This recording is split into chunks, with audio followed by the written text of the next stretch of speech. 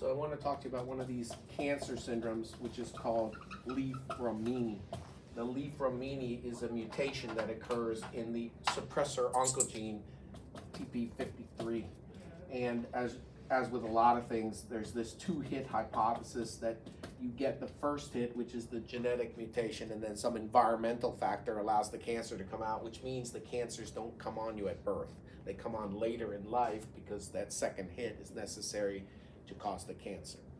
The cancers that we're thinking about in the Li-Fraumeni cancer syndrome are soft tissue sarcomas, and that, of course, that can come to us as lesions in the orbit or in the head.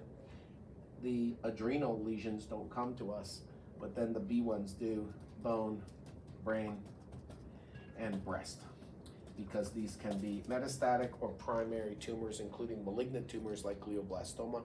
But because it's a tumor suppressor gene, it can also just produce regular tumors like meningioma, which are not cancer. And then the other potentially life-threatening one is the lymphoma.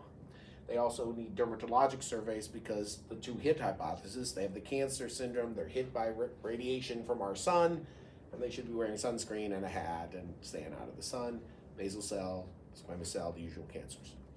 So you should be thinking about Li-Fraumeni in any patient who has a sarcoma and a family history.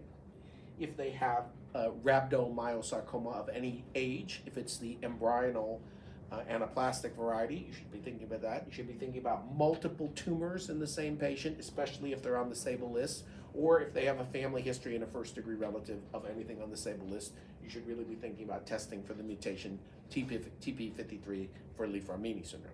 Li-Fraumeni people need annual dermatologic surveys and, weirdly, full-body imaging, brain and the whole body, because you got to look at for these other tumors elsewhere in their body. They have to have surveillance, and some patients, the women, have to have prophylactic risk reductive surgery on normal organs: bilateral prophylactic mastectomy, bilateral salpingo oophorectomy, and hysterectomy, and you have to have colonoscopy, EGD on the front end and colonoscopy on the back end for GI tumors.